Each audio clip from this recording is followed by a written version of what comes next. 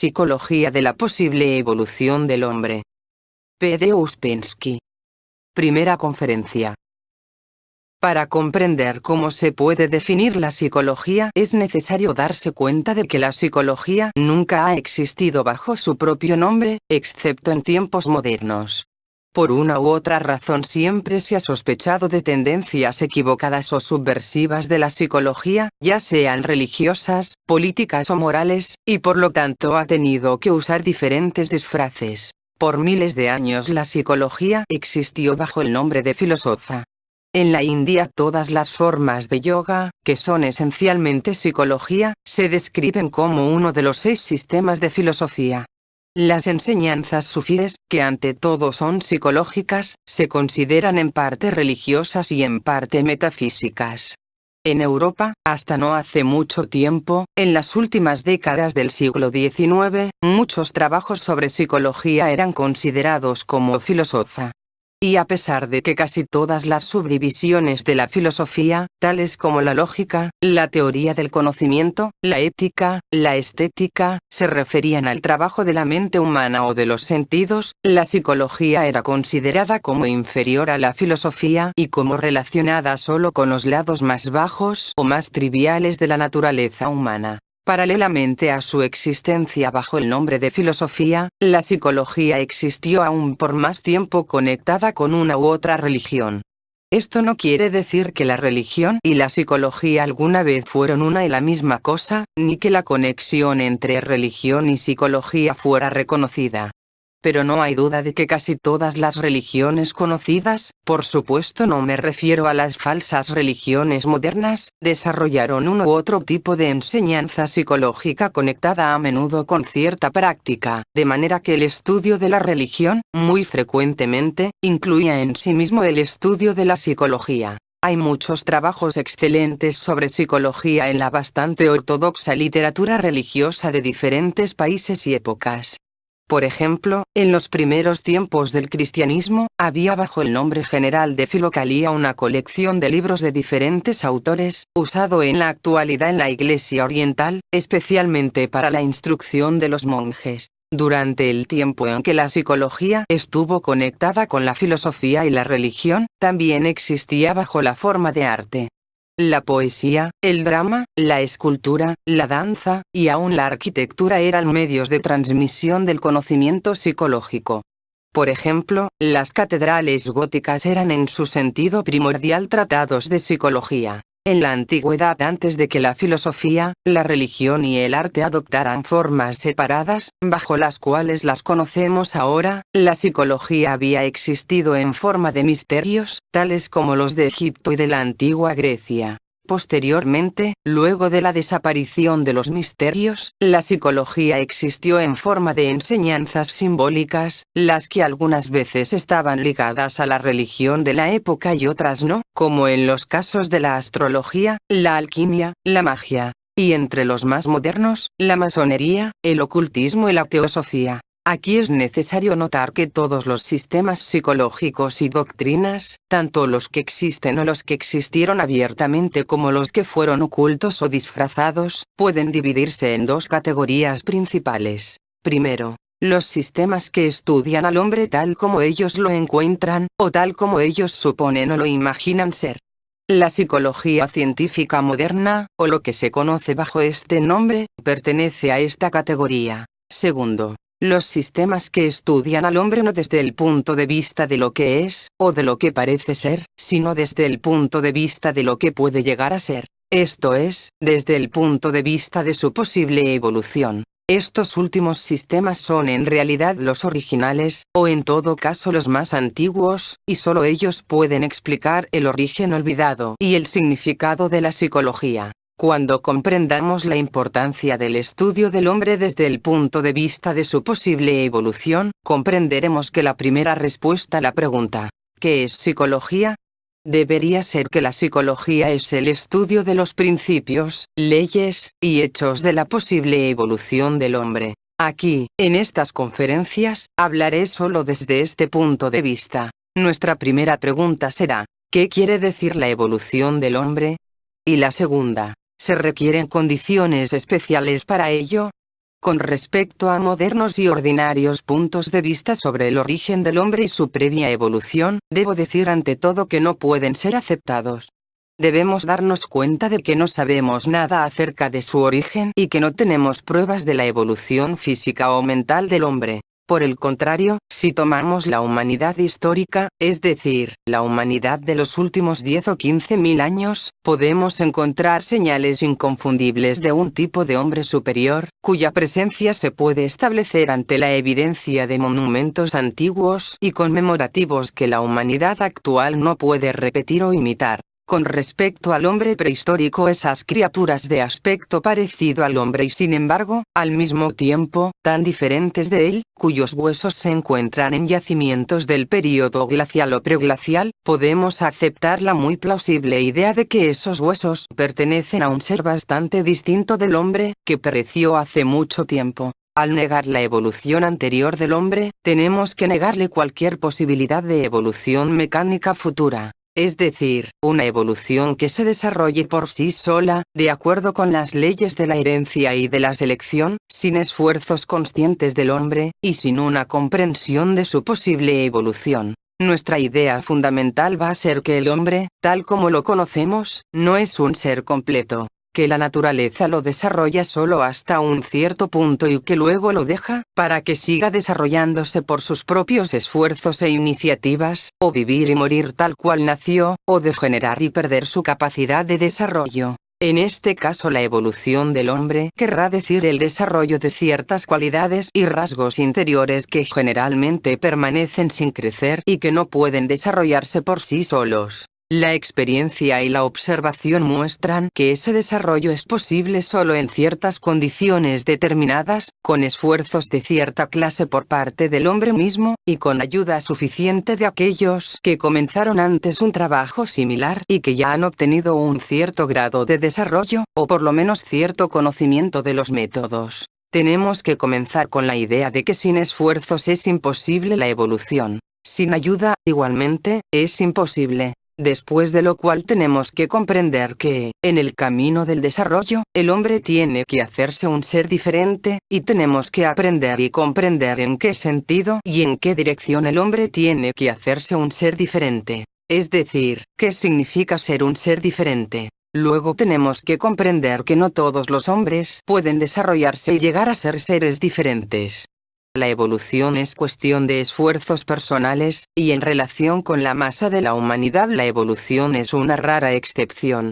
Puede parecer extraño, pero debemos darnos cuenta de que no solo es rara, sino que cada vez está llegando a ser más y más rara. Por supuesto, surgen muchas preguntas de lo dicho anteriormente. ¿Qué significa que en el camino de la evolución el hombre tiene que llegar a ser un ser diferente? ¿Qué quiere decir un ser diferente? ¿Cuáles son las cualidades o rasgos interiores que pueden ser desarrollados en el hombre, y cómo se puede lograr?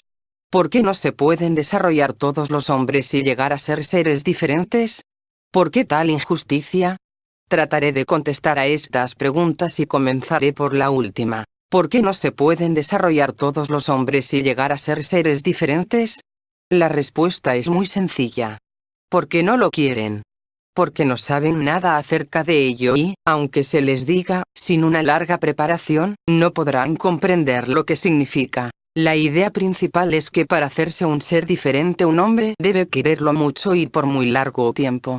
Un deseo pasajero o vago, basado en el descontento con las condiciones exteriores, no creará el impulso suficiente. La evolución del hombre depende de su comprensión de lo que puede conseguir, y de lo que tiene que dar para ello. Si el hombre no lo quiere, o si no lo quiere con suficiente intensidad, y no hace los esfuerzos necesarios, nunca se desarrollará. De manera que en esto no hay injusticia. ¿Por qué debería tener lo que no quiere? Si al hombre se le forzara a convertirse en un ser diferente, cuando está satisfecho de lo que es, esto sí sería entonces injusticia. Ahora preguntémonos qué significa un ser diferente. Si consideramos todo el material que podamos conseguir, que se refiera a esta proposición, encontramos la afirmación de que al hacerse un ser diferente el hombre adquiere muchas nuevas cualidades y poderes que no posee ahora. Esta es una afirmación común encontrada en toda clase de sistemas que admiten la idea de un crecimiento psicológico interior del hombre. Pero esto no es suficiente. Aún la descripción más detallada de estos nuevos poderes no nos ayudará en forma alguna a comprender cómo aparecen ni de dónde vienen. En las teorías generalmente conocidas falta un eslabón, aún en aquellas que acabo de mencionar que están basadas en la idea de la posibilidad de evolución del hombre. La verdad es que antes de que el hombre adquiera cualesquiera nuevas facultades o poderes que no conoce ni posee ahora, tiene que adquirir facultades y poderes que tampoco posee, pero que se arroga a sí mismo. Es decir, que cree que las conoce y que las puede usar o controlar. Este es el eslabón que falta, y este es el punto más importante. Por el camino de la evolución, que ha sido descrito como un camino basado en el esfuerzo y en la ayuda, el hombre debe adquirir cualidades que cree que ya posee, pero sobre las cuales se engaña a sí mismo. Para poder comprenderlo mejor, y saber qué facultades y poderes puede adquirir el hombre, tanto completamente nuevos como inesperados, y también aquellos que se imagina que ya posee, tenemos que partir del conocimiento general que tiene el hombre de sí mismo. Y así llegamos, de inmediato, a un hecho muy importante. El hombre no se conoce a sí mismo. No conoce, ni sus propias limitaciones, ni sus propias posibilidades. Ni siquiera conoce lo mucho que no se conoce. El hombre ha inventado muchas máquinas, y sabe que una máquina complicada necesita algunas veces años de estudio cuidadoso antes de poder usarla o controlarla. Pero no aplica este conocimiento a sí mismo, aunque él mismo sea una máquina mucho más complicada que cualquier máquina que ha inventado. Tiene toda clase de ideas falsas acerca de sí mismo. Ante todo, no se da cuenta de que él es verdaderamente una máquina. ¿Qué quiere decir que el hombre es una máquina? Quiere decir que no tiene movimientos independientes, ni dentro ni fuera de él. Es una máquina que es puesta en movimiento por influencias externas y por impactos exteriores. Todos sus movimientos, acciones, palabras, ideas, emociones, humores y pensamientos son producidos por influencias exteriores. Por sí mismo, es tan solo un autómata con cierta provisión de recuerdos de experiencias previas y cierta cantidad de energía de reserva. Tenemos que comprender que el hombre no puede hacer nada, pero él no se da cuenta de ello y se atribuye la capacidad de hacer. Esta es la primera cosa falsa que el hombre se arroga. Esto tiene que comprenderse con toda claridad. El hombre no puede hacer. Todo lo que el hombre cree que hace, en realidad sucede. Sucede exactamente como llueve o nieva. En español no hay formas impersonales de verbos que se puedan usar en relación con las acciones del hombre. De manera que tenemos que seguir diciendo que el hombre piensa, lee, escribe, ama, odia, comienza guerras, pelea, etc. En realidad todo ello sucede. El hombre no puede moverse, pensar, hablar de motu propio. Es una marioneta tirada de aquí y de allá por hilos invisibles. Si así lo comprende, puede aprender más sobre sí mismo, y tal vez entonces las cosas comiencen a cambiar para él. Pero si no puede darse cuenta ni comprender su total mecanicidad, o si no quiere aceptarla como un hecho, no puede aprender nada más y las cosas no pueden cambiar para él. El hombre es una máquina, pero una máquina muy peculiar. Es una máquina que, en las circunstancias adecuadas, y con el tratamiento adecuado, puede saber que es una máquina. Al darse plena cuenta de ello, puede encontrar los medios para dejar de ser una máquina. Ante todo, el hombre debe saber que él no es uno. Él es muchos. No tiene un yo permanente e inmutable. Él es siempre diferente. En un momento es uno, en el siguiente momento es otro, en el tercer momento es un tercero, y así sucesivamente, casi sin término. La ilusión de unidad o unicidad se crea en el hombre, ante todo, por la sensación de un cuerpo físico, luego por su nombre, que en casos normales siempre sigue siendo el mismo, y tercero, por cierto número de hábitos mecánicos que le son implantados por la educación o los adquiere por imitación.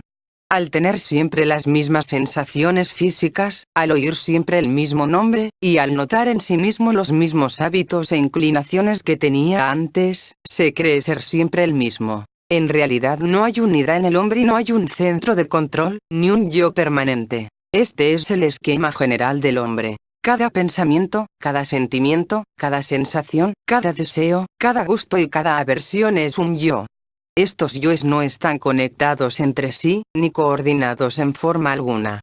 Cada uno depende de los cambios de las circunstancias exteriores, y de los cambios de las impresiones. Algunos siguen mecánicamente a otro, y algunos aparecen siempre acompañados de otros. Pero en esto no hay ni orden ni sistema. Hay ciertos grupos de yoes que están ligados naturalmente.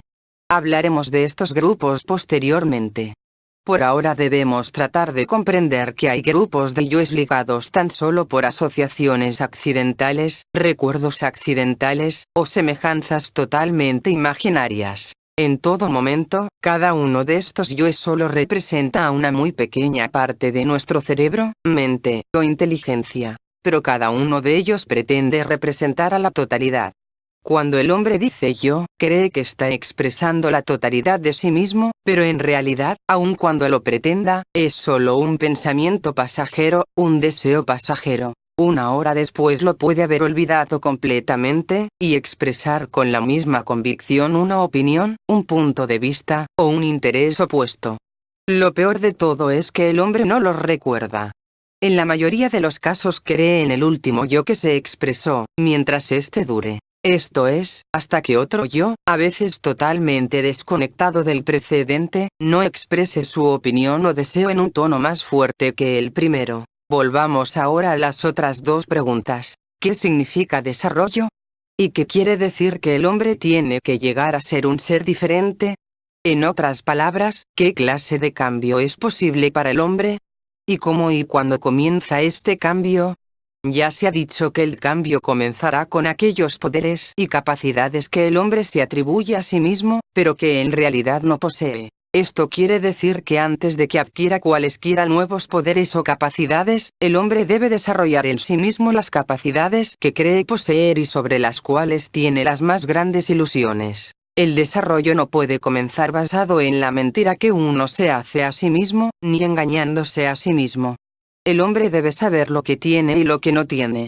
Esto significa que debe darse cuenta de que no posee las cualidades ya descritas que se arroga a sí mismo, o sea, la capacidad de hacer, la individualidad o unidad, un yo permanente, y además conciencia y voluntad. Y es necesario que el hombre lo sepa, porque mientras crea que posee estas cualidades, no hará los esfuerzos apropiados para adquirirlas, exactamente como un hombre que no comprará cosas caras, pagando un alto precio por ellas, si cree que ya las posee. La más importante y la más engañosa de estas cualidades es la conciencia.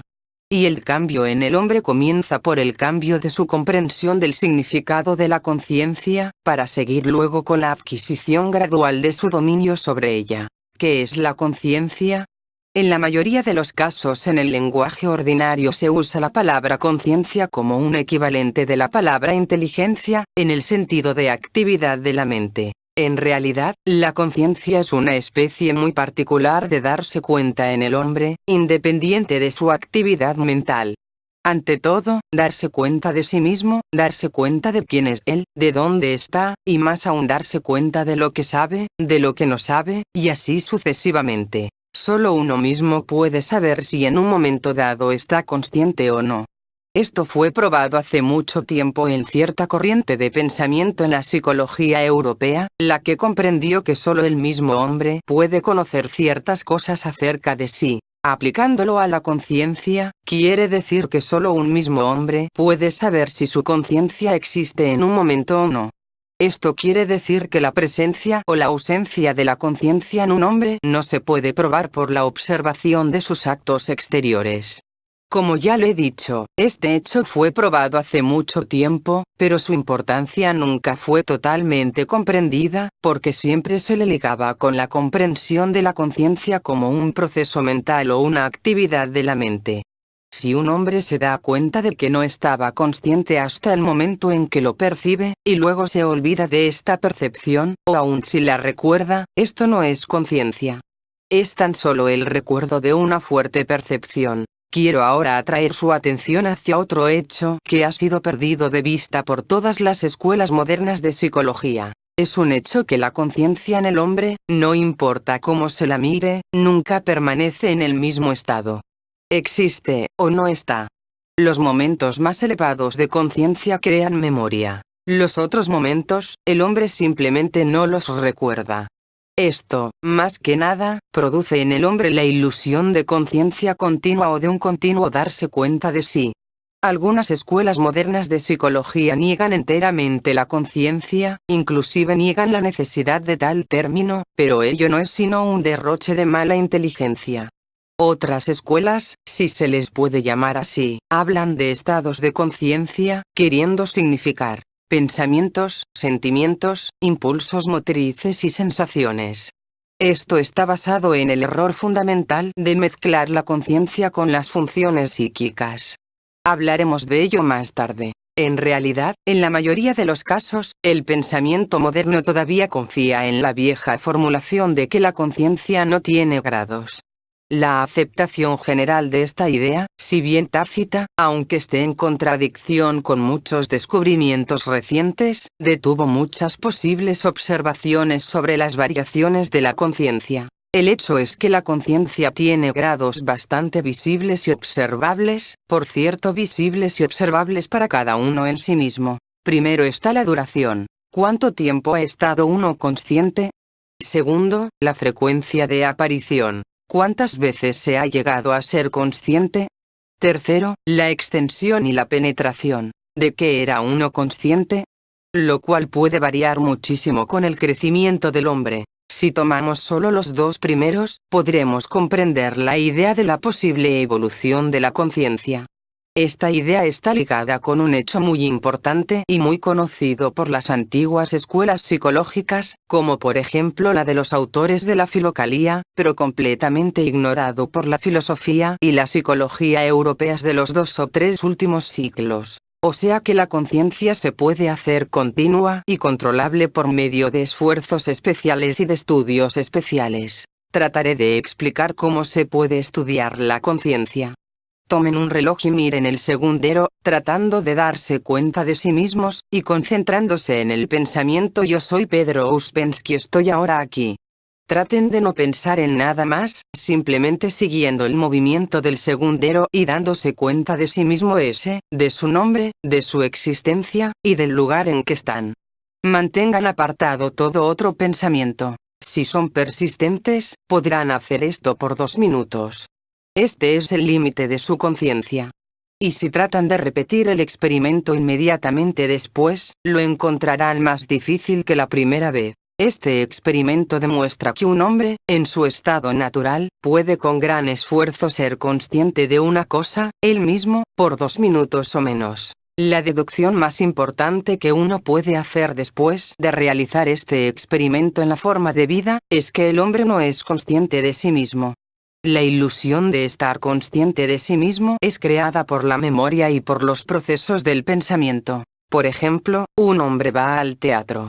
Si está acostumbrado no tiene especialmente conciencia de estar allí mientras lo está. Sin embargo, puede ver y observar cosas, el espectáculo puede gustarle o no, recordarlo, acordarse de la gente que encontró, y así sucesivamente. Cuando regresa a su casa recuerda que estuvo en el teatro, y por supuesto cree que estuvo consciente mientras se hallaba en él. De esta manera no tiene dudas sobre su conciencia y no se da cuenta de que su conciencia puede estar completamente ausente mientras él puede actuar razonablemente, pensar, observar. Para una descripción general, el hombre tiene posibilidad de 4 estados de conciencia. Estos son el sueño, el estado de vigilia, la conciencia de sí, y la conciencia objetiva. Pero aunque tiene la posibilidad de estos 4 estados de conciencia, el hombre de hecho no vive sino en 2. Una parte de su vida la pasa en el sueño y la otra en lo que es llamado estado de vigilia, aunque en realidad su estado de vigilia difiere muy poco del sueño. En la vida ordinaria, el hombre no sabe nada de la conciencia objetiva y no es posible ningún experimento en esta dirección. El hombre se atribuye el tercer estado, o conciencia de sí. Esto es, cree poseerlo, aunque en realidad solo puede ser consciente de sí por muy raros chispazos y aún entonces es probable que no lo reconozca, porque no sabe lo que ello implicaría si en realidad lo poseyera. Estos vislumbres de conciencia vienen en momentos excepcionales, en estados altamente emocionales, en momentos de peligro, en circunstancias y situaciones muy nuevas e inesperadas, o algunas veces en momentos completamente ordinarios, cuando no ocurre nada en particular. Pero en su estado ordinario o normal, el hombre carece de todo control sobre ellos. En cuanto a nuestra memoria ordinaria, o a momentos de memoria, en realidad solo recordamos momentos de conciencia, aun cuando no nos demos cuenta de que esto sea así. Explicaré más adelante lo que significa la memoria en un sentido técnico, así como las diferentes clases de memoria que poseemos. Por ahora solo quiero atraer su atención a la propia observación de su memoria. Notarán que recuerdan las cosas de manera diferente. Algunas cosas las recuerdan muy vívidamente, algunas muy vagamente, y otras no las recuerdan en absoluto. Solamente saben que sucedieron. Se sorprenderán mucho cuando se den cuenta de que poco es lo que recuerdan en realidad. Y esto sucede así, porque ustedes recuerdan solo los momentos en que estuvieron conscientes. De manera que, con referencia al tercer estado de conciencia, podemos decir que el hombre tiene momentos ocasionales de conciencia de sí, que dejan recuerdos vívidos de las circunstancias en que se produjeron, pero no tiene dominio sobre ellos. Vienen y se van por sí mismos, estando controlados por circunstancias exteriores y asociaciones ocasionales o recuerdos de emociones. Surge la pregunta: ¿es posible adquirir el control sobre estos momentos fugaces de conciencia, el evocarlos más a menudo, y el mantenerlos por más tiempo, o aún el hacerlos permanentes? En otras palabras, ¿es posible llegar a ser conscientes? Este es el punto más importante, y desde el mismo comienzo de nuestro estudio debemos comprender que este punto, hasta en teoría, ha sido totalmente olvidado por todas las escuelas modernas de psicología sin excepción. Porque con los métodos adecuados y los esfuerzos apropiados el hombre puede adquirir el control de la conciencia, y puede llegar a ser consciente de sí mismo, con todo lo que esto implica. Y lo que esto implica, en nuestro estado actual, no nos lo podemos ni siquiera imaginar. Solo después de que se haya comprendido este punto, puede llegar a ser posible un estudio serio de la psicología. Este estudio debe comenzar con la investigación de los obstáculos a la conciencia en nosotros mismos, porque la conciencia solo puede comenzar a crecer cuando por lo menos algunos de los obstáculos son extirpados. En las conferencias siguientes, hablaré sobre estos obstáculos.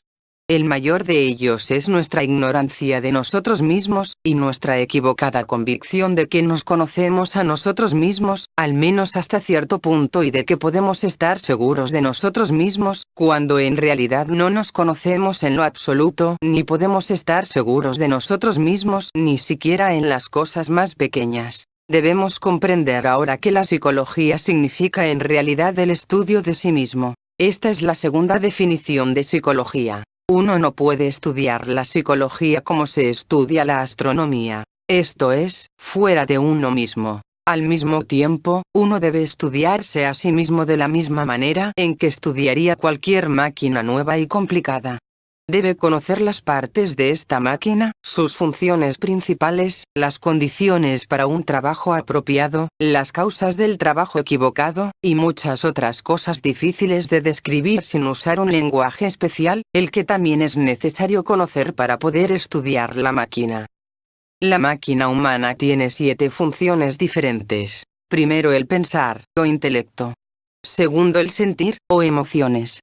Tercero, la función instintiva, todo el trabajo interno del organismo. Cuarto, la función motriz, todo el trabajo externo del organismo, el movimiento en el espacio, etc. Quinto, el sexo, la función de los dos principios, masculino y femenino, en todas sus manifestaciones. Además de estas 5, hay otras 2 funciones para las cuales no tenemos nombre en el lenguaje ordinario. Estas aparecen solo en los estados superiores de conciencia. Una, la función emocional superior, que aparece en el estado de conciencia de sí. Y otra, la función intelectual superior, que aparece en el estado de conciencia objetiva. Como no estamos en estos estados de conciencia, no podemos estudiar estas funciones o experimentar con ellas. solo las conocemos indirectamente, por aquellos que la han alcanzado o experimentado con ellas. En la antigua literatura filosófica y religiosa de diferentes naciones hay muchas alusiones a los estados superiores de conciencia y a las funciones superiores. Lo que crea una dificultad adicional para comprender estas alusiones es la falta de división entre los estados superiores de conciencia. Lo que se llama samadhi o estado de éxtasis o iluminación, o, en trabajos más recientes, conciencia cósmica, puede referirse a uno u otro estado. Algunas veces a experiencias de conciencia de sí, y a veces a experiencias de conciencia objetiva. Y, por extraño que parezca, tenemos más material para juzgar sobre el estado más elevado, o sea, la conciencia objetiva, que sobre el estado intermedio, esto es, la conciencia de sí, a pesar de que la anterior solo se puede alcanzar después de la última. El estudio de sí mismo debe comenzar con el estudio de las 4 funciones: el pensar, el sentir, la función instintiva, y la función motriz. La función sexual solo se puede estudiar mucho después. Esto es, cuando estas 4 funciones hayan sido suficientemente comprendidas. Al contrario de lo que afirman algunas teorías modernas, la función sexual es realmente posterior. Es decir, aparece más tarde en la vida, cuando las 4 primeras funciones ya se han manifestado plenamente, y está condicionada por ellas. Por lo tanto, el estudio de la función sexual solo puede ser útil cuando las primeras 4 funciones sean totalmente conocidas en todas sus manifestaciones. Al mismo tiempo se tiene que comprender que cualquier irregularidad seria o anormalidad en la función sexual hace imposible el desarrollo de sí en el estudio de sí mismo. Tratemos ahora de comprender las 4 funciones principales. Daré por sentado que para ustedes es claro lo que yo quiero decir por la función intelectual o función de pensar. En ella están incluidos todos los procesos mentales, la percepción de impresiones, la formación de representaciones y de conceptos, el raciocinio, la comparación, la afirmación, la negación, la formación de palabras, la facultad de hablar, la imaginación, y así sucesivamente. La segunda función es el sentir o las emociones, la alegría, la pena, el miedo, el asombro, etc. Aun si están seguros de que está claro para ustedes el cómo y en qué difieren las emociones de los pensamientos, les aconsejaría que revisen sus puntos de vista a este respecto.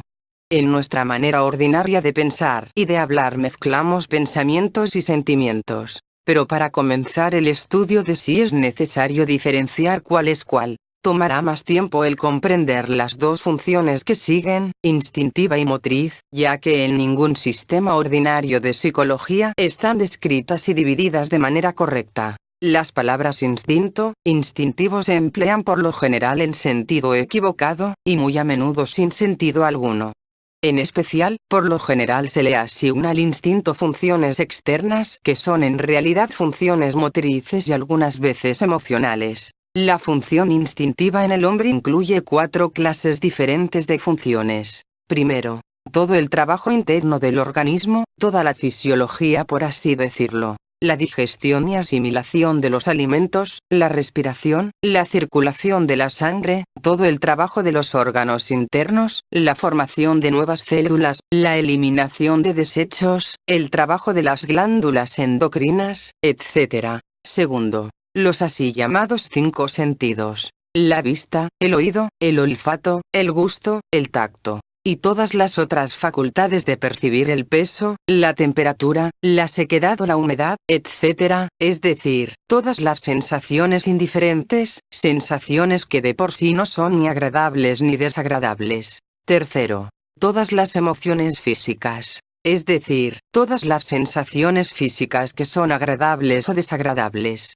Toda clase de dolores o de sensaciones desagradables, tales como un sabor desagradable u olor desagradable, y toda clase de placeres físicos, tales como sabores agradables, olores agradables, etc. Cuarto, todos los reflejos, aun los más complicados, tales como la risa y el bostezo. Toda clase de memorias físicas, tales como la memoria del gusto, la memoria del olfato, la memoria del dolor, que son en realidad reflejos internos. La función motriz comprende todos los movimientos externos tales como el caminar, el escribir, el hablar, el comer, y sus memorias. También pertenecen a la función motriz aquellos movimientos que en el lenguaje ordinario se llaman instintivos, tales como el atrapar, sin pensarlo, un objeto que se cae. La diferencia entre la función instintiva y la motriz es muy clara y puede ser fácilmente comprendida si uno simplemente recuerda que todas las funciones instintivas, sin excepción, son innatas y que para usarlas no es necesario aprenderlas. Mientras que, por el otro lado, ninguna de las funciones motrices son innatas y uno tiene que aprenderlas todas, tal como el niño aprende a caminar, o como se aprende a escribir o a dibujar. Además de estas funciones normales del movimiento, también hay algunas extrañas funciones motrices que representan el trabajo inútil de la máquina, sin intención de la naturaleza, pero que ocupan mucho lugar en la vida del hombre usando gran cantidad de su energía. Estas son la formación de sueños, la imaginación, el ensueño, el hablar interno, el hablar por hablar, y en general, todas las manifestaciones descontroladas e incontrolables. Las 4 funciones, intelectual, emocional, instintiva y motriz, ante todo tienen que ser comprendidas en todas sus manifestaciones, y más tarde tienen que ser observadas en sí mismo.